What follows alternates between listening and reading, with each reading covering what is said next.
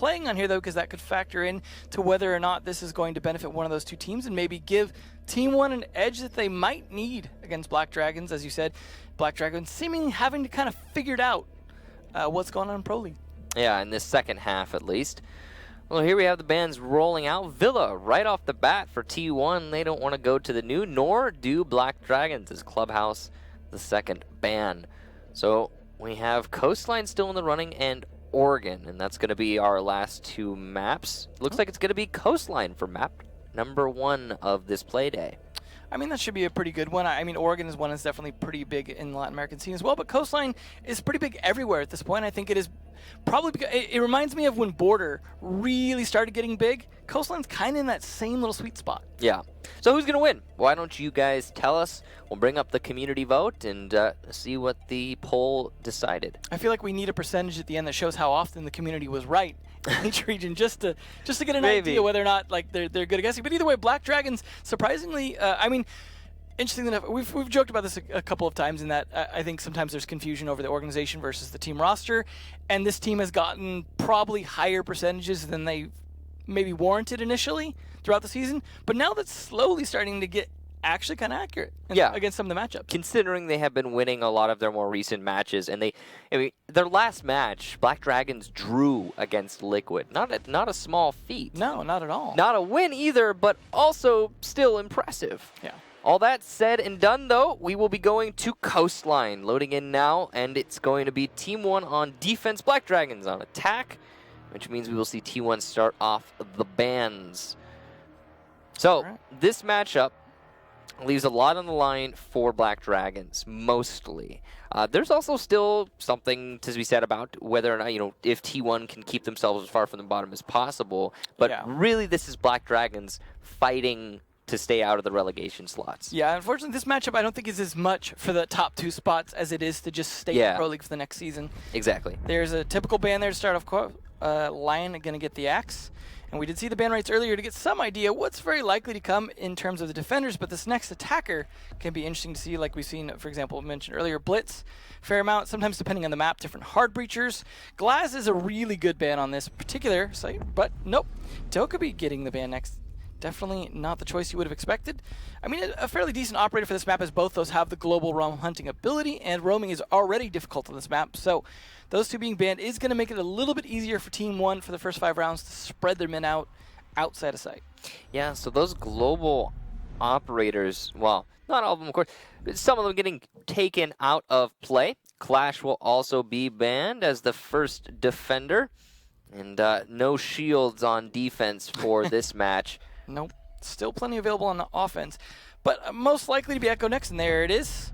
So that is a little bit of delay going to be put off the board there, which means, of course, a little bit more time on attack. And I feel like that is slowly becoming necessary for a lot of teams. We've noticed teams struggling more and more with the complexity of the attacks, needing a bit more time on their attacks. So banning the more delays you can, the better. They are going to start, interestingly enough, on Hookah, which definitely is not like the #1 bomb site by far, but it's slowly been creeping up there in terms of a lot more teams preferring to play it earlier on rather than having it as a third bomb site. It is an interesting bomb site. It leaves itself very exposed, but often if the defense is capable of winning their gunfights, it doesn't matter. Yeah. If you can simply challenge and be victorious, then who cares about all these angles that exist? And Absolutely. That's something we always like to come back to is, open angles, lines of sight, they're all two ways. It just is, on the defense to be able to choose their angle play correctly.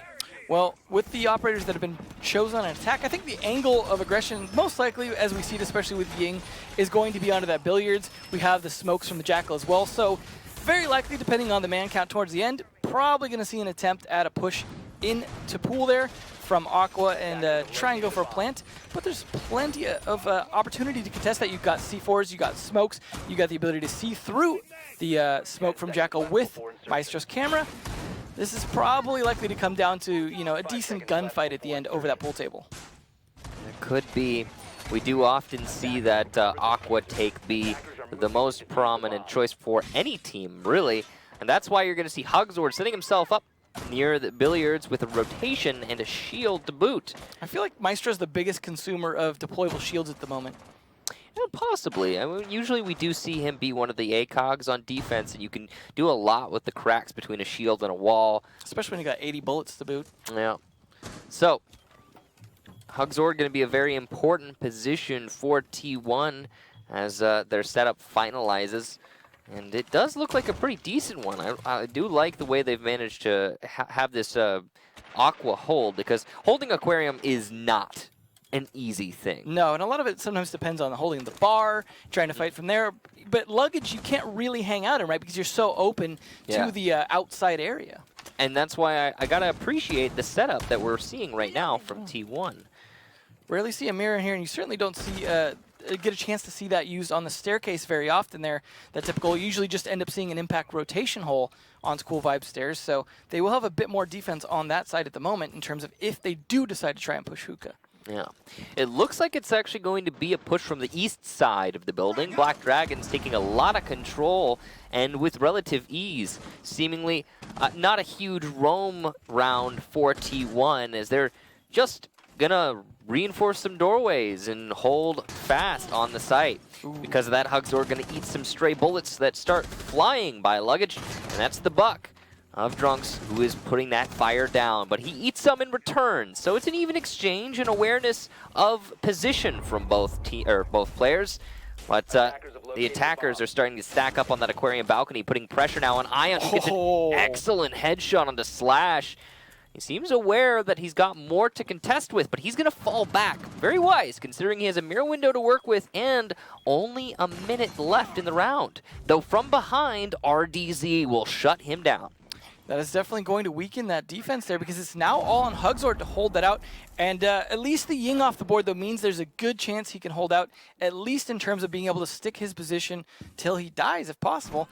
Panico not in a bad spot to roam in here, but could be a little late if his timing's not on, as there's only 36 seconds left. Yeah, there is a staunch flank hold in place to deny Panico this rotation. Ooh, but very wise. He is going to choose to push towards the main hallway. This is the less ideal flank typically, but he's aware of the pressure that RDZ is applying to his team from VIP.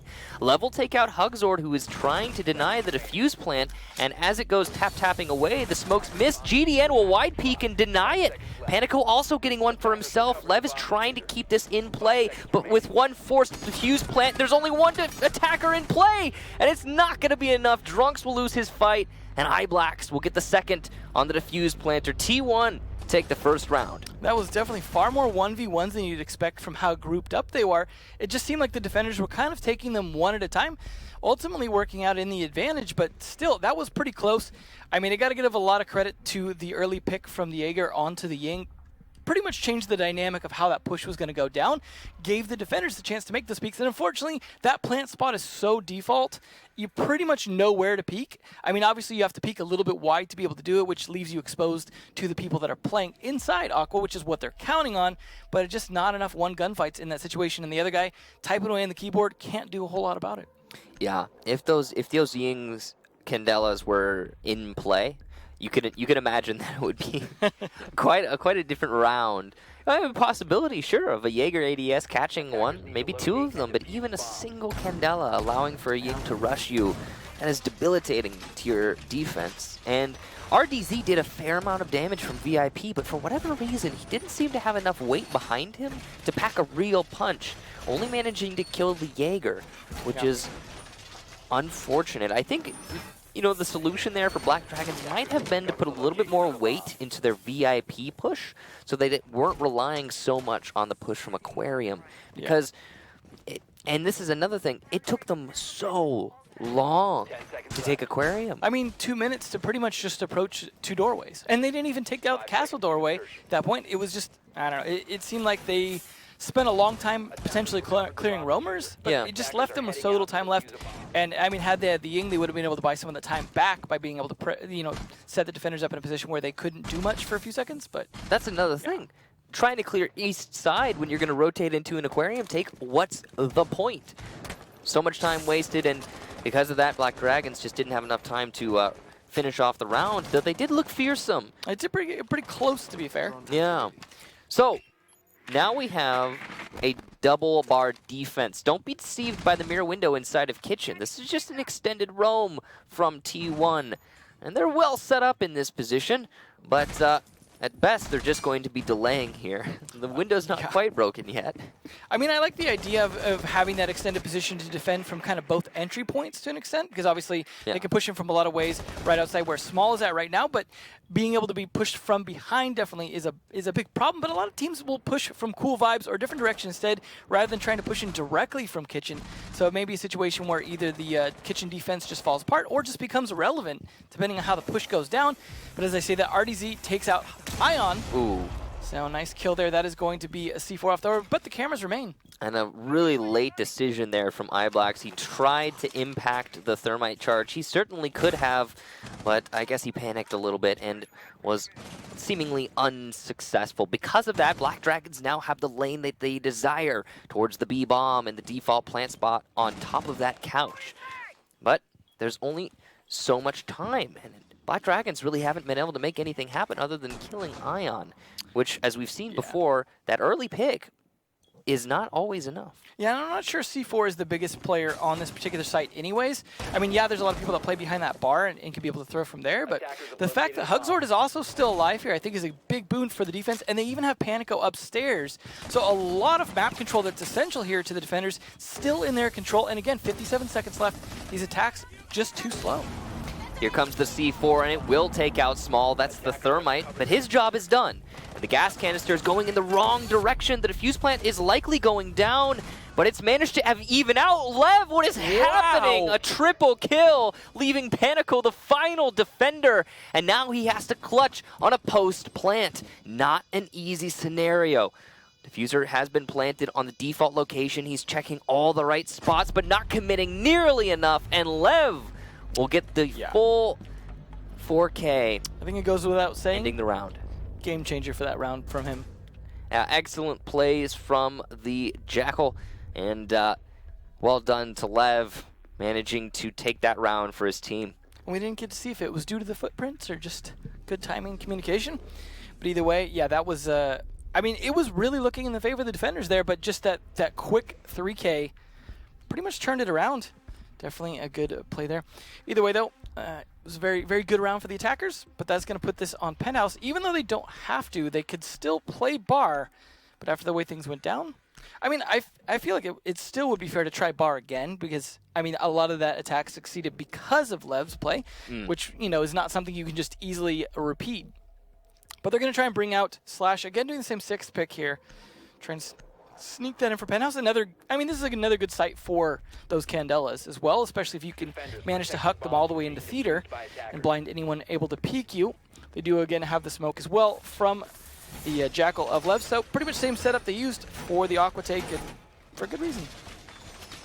So, yeah, bring what works the first time. If it's working so well, then you may as well go again.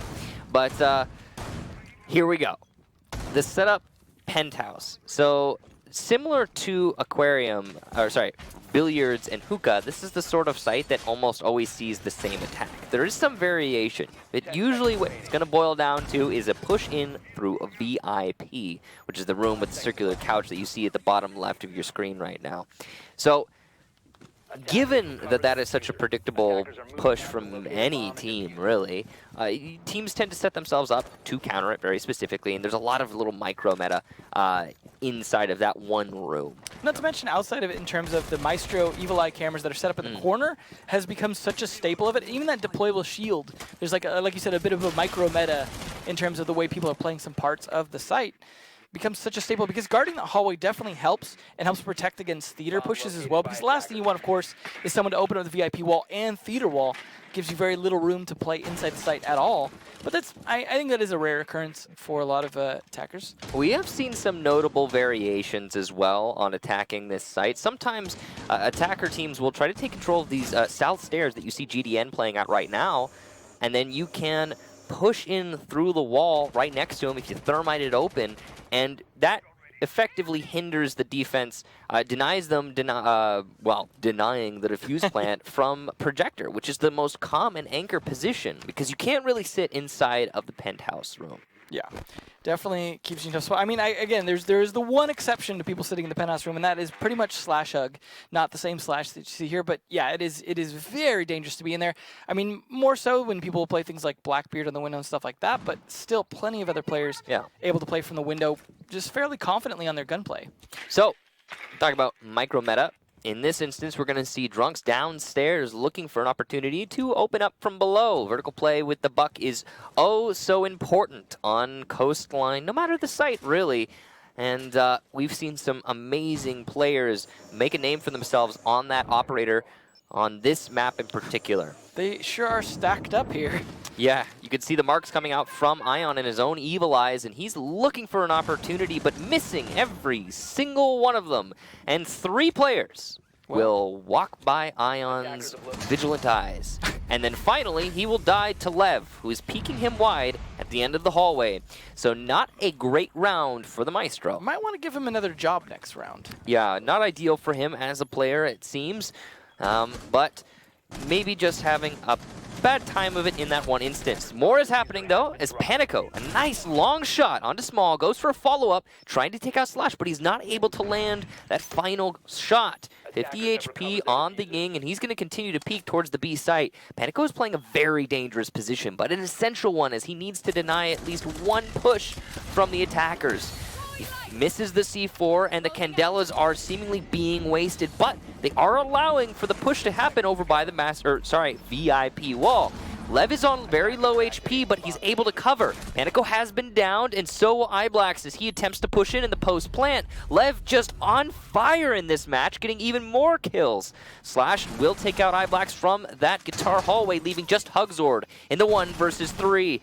Or, sorry, 1 versus 3 now, as he takes out Lev, who is almost down.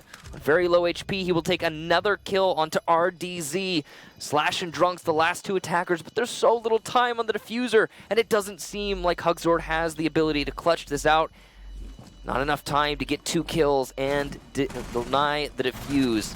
He will get another down, but Drunks from below will win the round. A nice attack from Black Dragons, and a nice attempt at a clutch from Hugzord, though 2 delayed. I mean, it is unfortunate to say this, but I feel like Ion unfortunately dropped 3 balls in a row right in front of himself and then lost the fight right after. So yeah, 4, absolutely. And that right there, 100%, even 1 or 2 of those kills and delaying them more, very, very likely change the outcome of that round. Yeah, of course, he's not... See, because here's what I want to go into this. I want to say, okay, he's not omniscient. He doesn't know everything.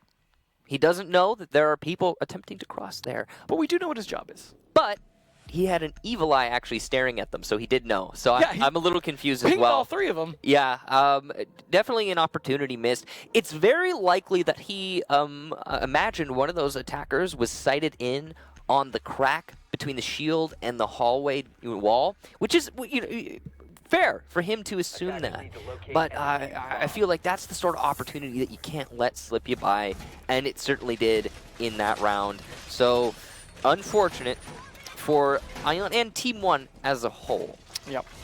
Well, I mean, I hope that they don't have to repeat that, as the way that the bomb sites will go down, that being their 3rd one, very likely to see that again. I'm sorry, very unlikely to see that again, because they will be going back down to Bar here. Then, of course, they can go back to Hookah as well. So, yeah, later on, the one site that they managed to win on the next round, Team 1 will be able to go to again. Yeah, maybe we'll see Black Dragons with a successful attempt at doing a similar thing when they go to defense, if they go to Penthouse. But either way, they did an okay job here down on Bar last time, so there's a good chance they might be able to pull this back and tie things up if, of course, Lev doesn't go in another 4K.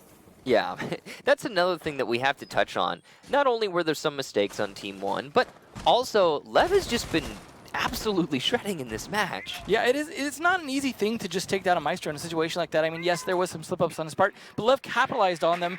Great timing on his part, because I don't think Ion expected that 4th player, and he played it very fast and aggressive at the right time.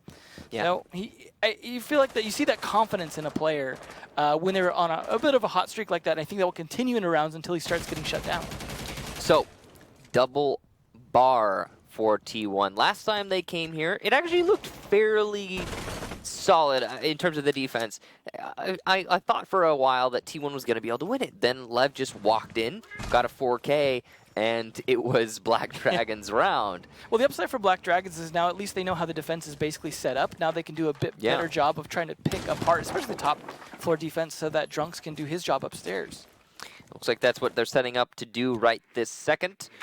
There are no roamers, it seems, on the top floor, so Black Dragons will have a pretty easy go of it, just pushing their way into the building.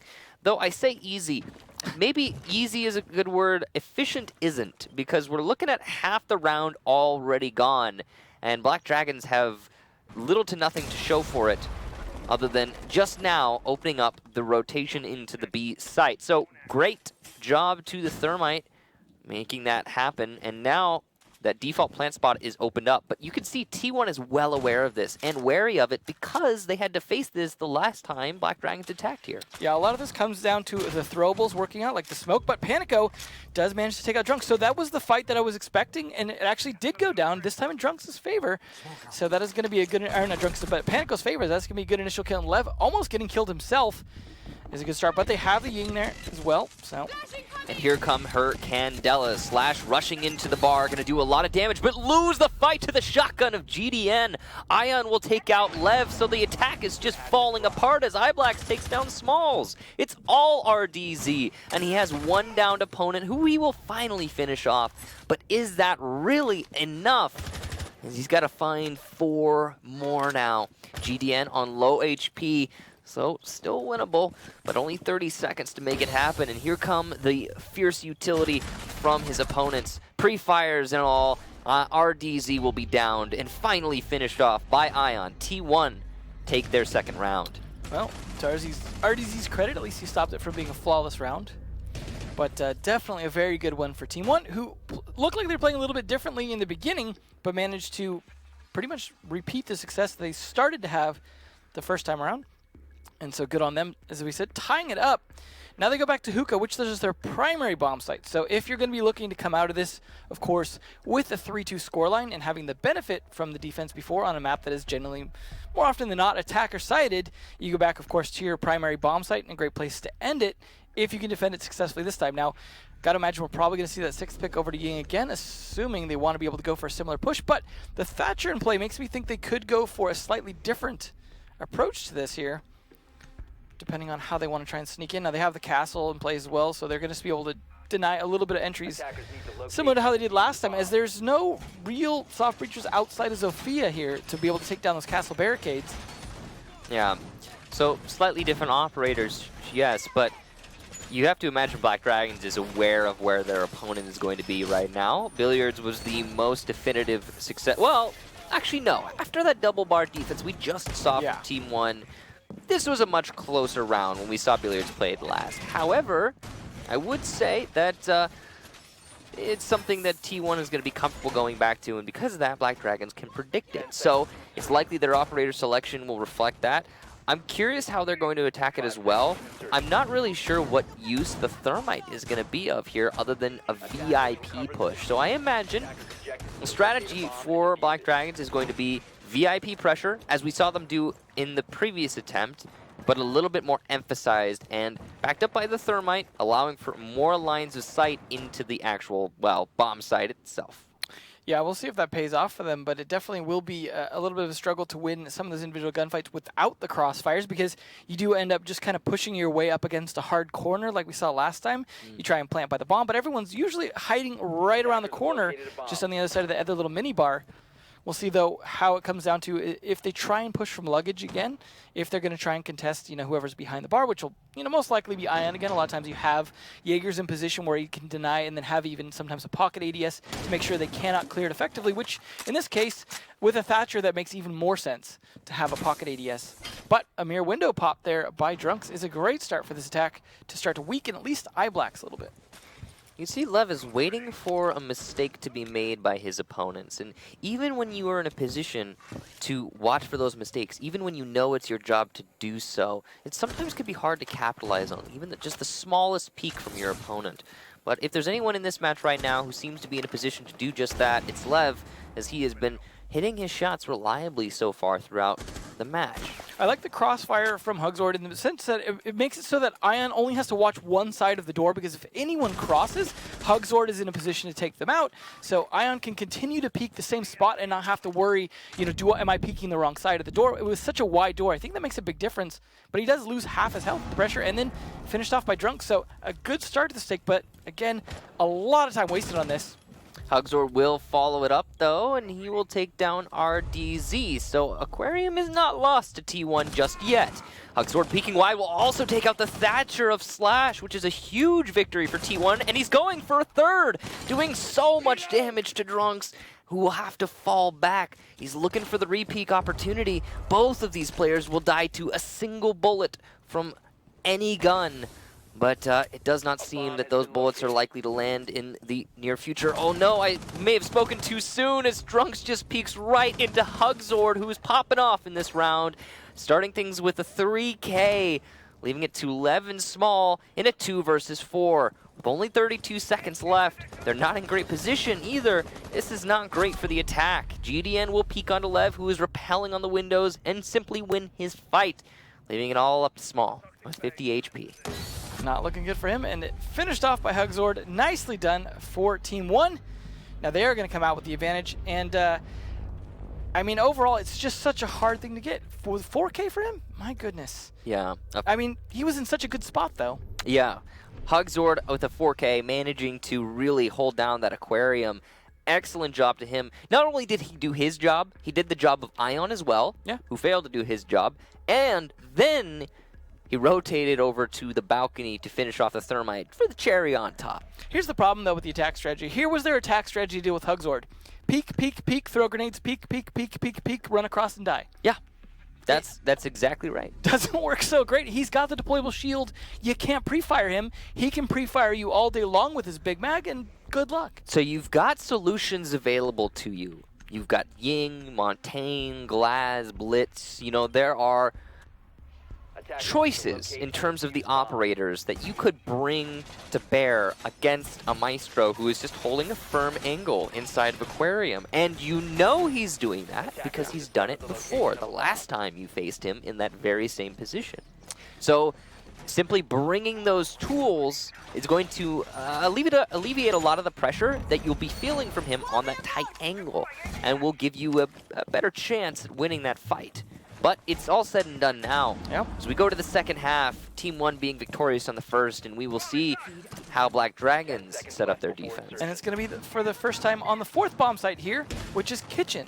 Something we haven't seen yet. As you mentioned earlier, we did see a little bit of defense extended into Kitchen from Bar, but not Kitchen itself as the primary. Maybe we'll see the reverse, and the defense extended into Bar itself to make sure their backside's covered. Important to note, and you can see that the spectator is trying to highlight this for us, T1 has a much more even split of kills than Black Dragons. It's a top-heavy situation for BD right now. Lev, of course, being the one to carry most of that weight. And yeah, frags aren't everything, but it is such a nice thing knowing that if you die, no matter who you are on your team, whether you're the star fragger or the pure support player, your teammates will be lethal without you.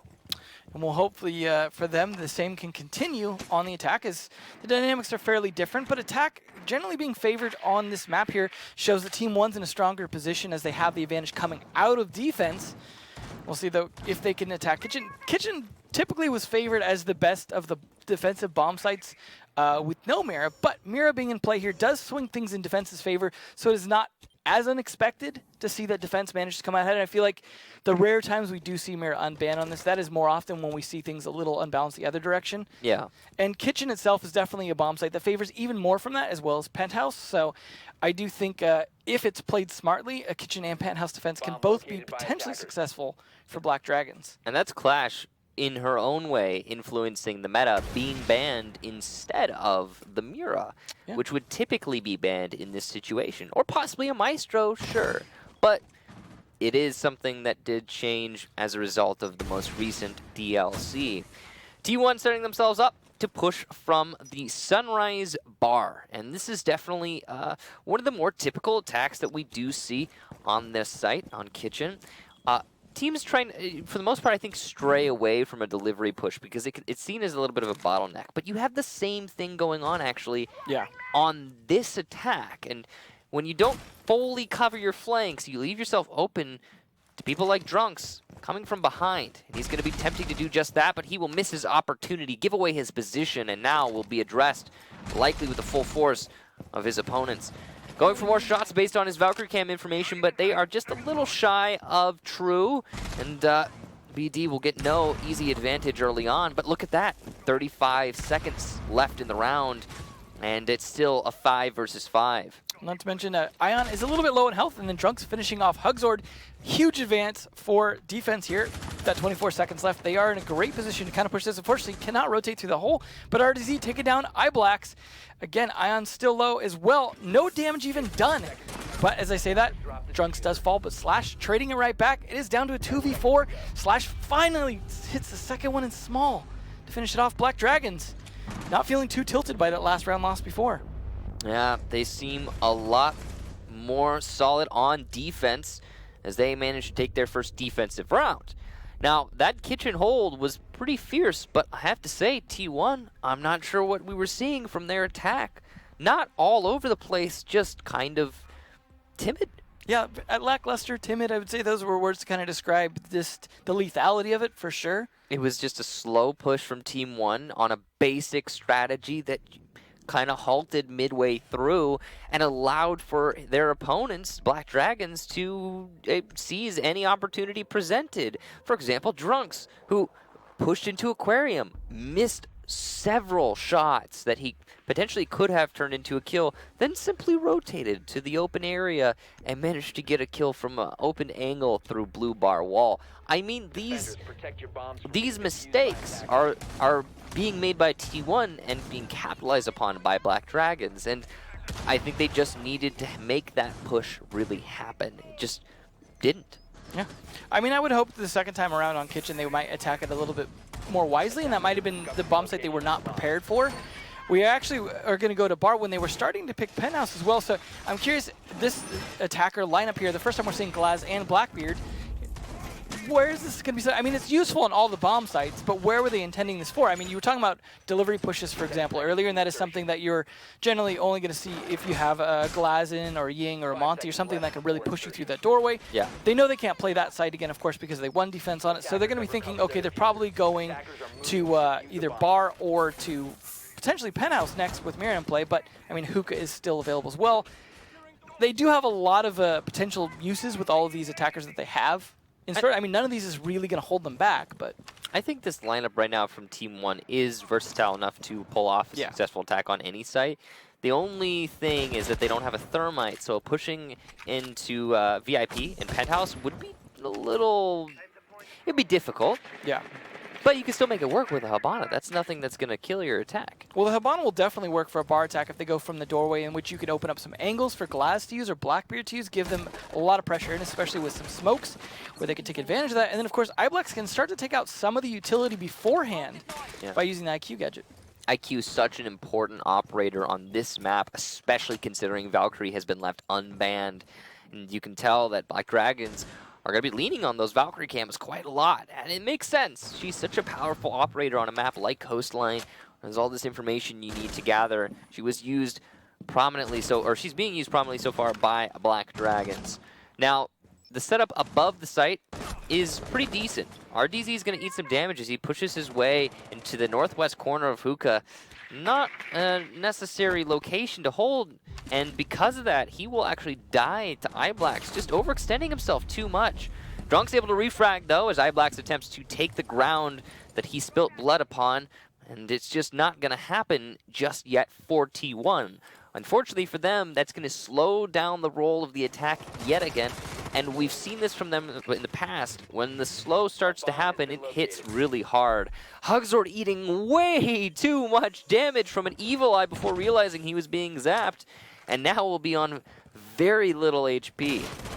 Definitely a good position for the defense to be in. I mean, the attack wasn't in the worst spot. Yeah, they had a lot less time, but they did at least get that initial kill, and weren't able to turn it into map control, was a big deal. And of course, they're still trying to burn ADSs, which is going to try and help Ion if he's going to get into position for push here. but Slash is not really being contested out. And look, there's still an ADS behind the bar, so they're not going to really be able to do anything to get him out from behind there. They're going to have to get aggressive from some flanks here, and they're just not doing it. They're really spending all their time setting up for this attack. The setup is well established, but so is the defense right now for Black Dragons. They seem to have control of everything, but Ion is going to take down Small, using his smokes, no doubt, to give him an advantage before Drunks is able to get his second kill on those blue stairs. The push from the Glaz is well timed, but he's just barely able to land the shot on the Slash before Panico takes out Lev inside of Sandwich. Drunks now the final defender, and he's just going to push through the smoke and die. T1 backs up against the wall, so little time, but they managed to make it work thanks to the excellent Glaz play. And they will push forward, putting themselves 4-3, T1 favor. I got a feel for the Legion there, because in a situation like that where we can see the outlines, you can see how close he was to just hitting the lottery on that Glaz's face, just slightly more to the right. I mean, to be fair, his pre-fire made more sense. I mean, a lot of times you're not going to see someone pushing up that close to the wall when they're pushing him. More times they're going to push a little more of a straight line in. So nicely done by the Glaz, anticipating that and managing to land the shot when he got closer. That smoke definitely seemed to change everything for them, though. The fact they were able to burn the ADSs and still be able to get that smoke in definitely helped a lot. They're going to actually try bar one more time. We're not seeing teams actually repeat failures. So it's interesting to see that Black Dragons are going to try a different take here. But the same attacker lineup here coming out, still potentially going to work just as well. What I wonder, though, is that are they going to be able to successfully get control or not of Hookah from above? Because we saw a contest over that last time. You know, yeah, they got the kill onto the Jaeger, but then the Maestro was able to trade it back. To be fair, the Jaeger actually might have been able to pull it off as well if he hadn't been so concerned about the drone and let the Maestro take it out instead, because he was focused the wrong direction, which gave the opportunity. Eating a few bullets as it was to kind of creep around to the corner of the room was actually worth it, because you didn't have iBlacks actually see him make that transition, had a good flank spot. Yeah. I have to say, though, I don't think the Jaeger necessarily needed to push into Hookah in order to hold it, which is, of course, his job. Yeah. I mean, the setup overall, though, for Black Dragons was pretty decent on the top floor. They pulled back at an appropriate time. They lost one man, but they traded it out even. That's the most important part. Yeah, it's not a full loss for them. And it made the T1 attack a little bit more difficult, though in the end, the Glass still being on the board was the ultimate chess piece, and that's why they were able to win it. T1 going to be seemingly bringing a new strategy here as they push towards South Office. Oh, not going to be an effective one, though, as there goes the Glaz versus Legion again right at the beginning of the round this time. 30 seconds in, another kill. Got to say, in terms of initial kills early on, Team 1 definitely doing much better than Black Dragons on these attacks. And, well, it paid off last round. Well, now looking for potentially more initial frags. Likely catching his opponent off guard as he was into that South Office extremely fast. And he's just peek and dry. No smokes necessary. Potentially could lose his head because of this. And it's always a risk when you don't use the advantages that are given to you by the game. But, of course, he's saving the smokes, savoring them for the final push when they go for that diffuse plant. RDZ still playing above. If the appropriate holes are opened up by these defenders, they can deny the diffuse plant. I don't think we saw a lot of setup upstairs. I mean, yeah, you can get the bailiff up there if Drunks is playing up there with him to open up some holes in the floor.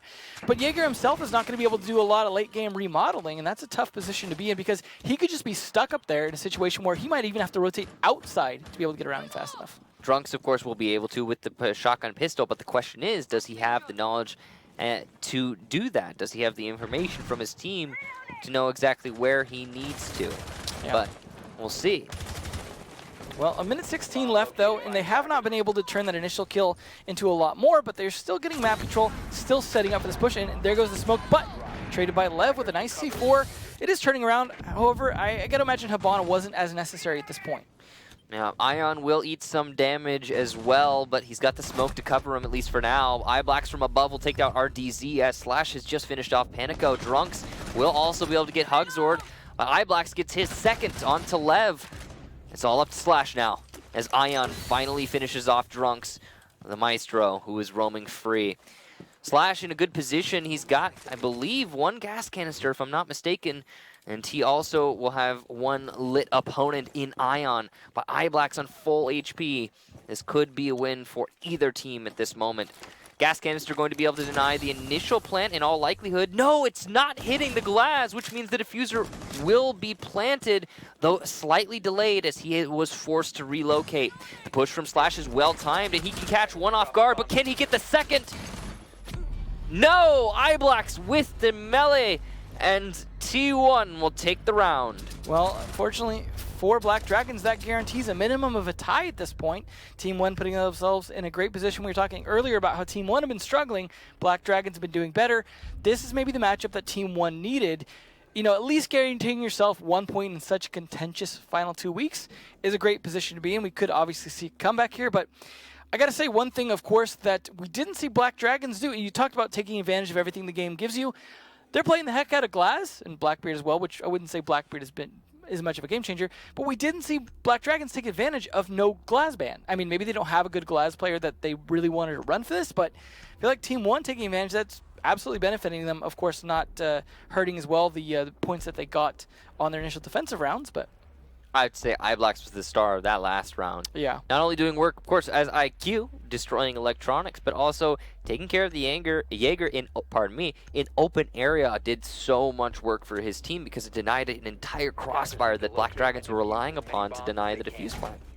Yep, and it definitely made a big difference there, but we'll see one small change up on the attack for this particular bomb site. I mean, they may not know it was going to go back to Kitchen, but they probably figured it's only so far been Kitchen and Bar. The one change up this time, the 6th pick from the Blackbeard to the Jackal, I was just saying, the Blackbeard hasn't been super effective. I mean, Blackbeard Glass together can be, just a destruction machine, but if they're not working well enough in tandem, the Blackbeard, I would say, was the weaker link of the two. Seems like a good choice. They're going to be able to take control of those roamers a little bit better, and not, because they don't really spend, I mean, they get the initial roamer pick, and then they just kind of, okay, now we're going to focus all our time on the site. We're not going to spend too much time on the roamers anymore. That will, I think, help at least stop some of them being able to push for those flanks. Yeah, and speaking of tandem, I mean, Jackal and Glaz are two synergistic operators. You have this more smokes, the merrier, as long as the Glaz is still in play. So, Kitchen as a site. Of course, this was where we saw Black Dragons be successful. Their only successful defense, and that's, of course, what they're hoping to see as a result here. Though T1 have put themselves on match point, and what that means is that they will at the very least get 1 point out of this match for the overall season, and if they can win any of the few rounds that remain, they will get, well, 2 rounds that remain, including this one, then T1 just wins the match outright. And that's definitely a great position to be in because you put the team that was not doing so great at the beginning of the season right back down into a really tough position where they have to really, really do well next week to, potentially keep themselves out of that auto-relegation spot. Yeah, and the complication is that, yeah, exactly what you just said, the auto-relegation spot. Black Dragons is currently tied in 7th and 8th place. Yeah. I mean, technically they're in 7th. But still, they're so very close from falling down into 8th. And in the next match, we'll see Ninjas of Pajamas, who are technically in 8th, play against Pain. And if Nip are able to get a draw and Black Dragons aren't, then there you go, Black Dragons, 8th place. Yeah, definitely a tough spot. I mean, you don't want to go right back to Challenge League. I mean, you never want to go, but certainly not after you worked your way there. And not automatically. Yeah. So, the push into the main lobby. iBlack's looking for his target, not able to find it. Good information from Team 1, but they don't seem keen to simply push into small. Rightfully so, as he is a Legion, and that is a difficult thing to do. Panico will take out RDZ, though, one of the periphery, and he was planned all the way over by Sunrise Bar. Small still playing inside an open area. What is going on? He's just given the back of iBlack's, allowing for a kill, and Slash is just shredding inside of that bathroom, taking down GDN, who tried to push through barbed wire? I am thoroughly confused by the T1 attack. Panico will get his 2nd frag, and the only 2 for T1 so far. Hogzord still just kind of dancing around the delivery doorway. Not a great position to be in, but as Slash attempts to push him, he will get a kill. And now we're back to a 2 versus 2. 30 seconds left, though, and Panico is thoroughly lit. So Black Dragons do have the edge. Only one anchor in play right now, and that's Lev. Though Lev has been performing admirably so far this match, that still gives an opportunity to the attackers. Hugzor will land his shot after Lev lands his own. A 1 versus 1. Good positioning for both players. Drunks sees his opponent, and oh no! The worst possible plant spot for Hugzord. And Black Dragons will keep their hopes alive in this match for a possible draw. Well, unfortunately for them, it was not a 4-5 situation yet, so that does not get them out of the woods. Still, definitely a chance for Team 1 to take this. I feel like with the way we've seen Team 1 play so far, still a very good chance this goes into a 6-4 situation in their favor. We will potentially see Penthouse now from them this time, something they have yet to go to, which is very likely the third bomb site, and may or may not be their third, whether or not Mira is in play, of course, because it is a big difference in terms of whether or not that is a easy or very difficult site to hold. As you mentioned, you can't really hang out so much in the Penthouse side, although we did see, I think, a valiant attempt from the Mute in the first half. I think that was a nice try, and the C4 not landing, of course, was a big bummer for him, and then of course getting blinded by the Candelas made it much more difficult, but still there was some valiant effort there that just didn't pay off. We'll see if we similar situation here, but now again with the Glass once again in play. I think a big reason, of course, that they didn't win last round was the fact that they maybe pushed a little over aggressively with the Glass, lost him early due to a lot of great play that you pointed out from Slash, just playing in that bathroom, pretty much flushing a lot of the attack down the toilet because he was able to just hang out by that one hole. Thing that made a huge difference, because if you lose that Glass early, it's not just killing power, it's pressure. That anytime a smoke pops up, you have to hide because Glass is still alive. So smokes themselves just instantly become a huge threat. But now we're seeing the frags between the two teams a little more evenly spread, but either way, it's still in favor of Team 1. They've got all the chance they need to close this out. They've just got to make a successful attack. Interesting setup here. You rarely see the Bailiff just kind of set up for a lot of kill holes like that. They are going to go for the old corner. As we were talking about earlier was what Ion had failed to do. Doesn't look like a deployable shield setup for it, though, which is one big difference, because that was something I would say was key to the way he was trying to peek it. Also something that's interesting and possibly to be key. We're seeing Pulse played here by Drunks, and a very powerful operator on the defense for Coastline. Sometimes even banned when going to Coastline and many other maps, but usually only target bans and against notable Pulse players. Though, what I'm trying to get at here for Black Dragons is that allows for them to bring out a trick that they have yet to use, which is that C4 from below potential, which could be all that they need to get a win. Yeah. Think about those tricks. When you bring a Pulse for the first time, usually you're at a huge advantage because your opponents maybe don't want to clear under the site as a default. In this case, it seems that T1 does. So that advantage is negated, thanks to T1's diligence. But in some instances, it can be just an automatic round win, though Black Dragons are going to have to fight harder for it here. I mean, to be fair, though, it is very often you can see a Pulse rotate back to the underneath later in the round in a situation if they don't take him out. But taking out one defender puts them to man advantage, which makes it much more difficult to do that, because the only way you're going to do that is much later in the round. So unfortunately for RDZ, now there is a lot more advantage to Team 1 because they have all the utility they need. They made that clear, like you mentioned, so taking Pulse out of there. But there's still 3 C4s on the board. You've got Mute, Pulse, and Mirror able to throw C4s as necessary if they can get the right calls out from that Pulse. Shots missed from Small, and the kill from Panico onto Drunks means that this is not a great round for Black Dragons. We're going to have to see some pretty amazing heroics from the last 3 defenders if they want to get this single point. Good Maestro placement, but bad Maestro shots from Slash are going to allow for the drone to push in and call out his location. The fact that there is only one inside of Projector. Panico will take out Small as well. The player Pulse over by Security. As iBlax finishes off Slash, it's all up to Lev, who has been the standout performer, but not standout enough. T1 take the round in absolute dominance, and because of that, the match 6-4. Well, that's unfortunate for Black Dragons because it definitely would have made a much bigger difference had they won that single round to bring it to 5-5. That would have also dashed T1's hopes at jumping a bit safer into a position as well. But now Team 1 definitely going to be in a much, much better spot going further into next week, because there's a good chance they don't end up really near that 8th place spot, having gotten 3 points rather than 1. 3 players on T1 getting 10 kills. Hugdord, Ion, and Panico.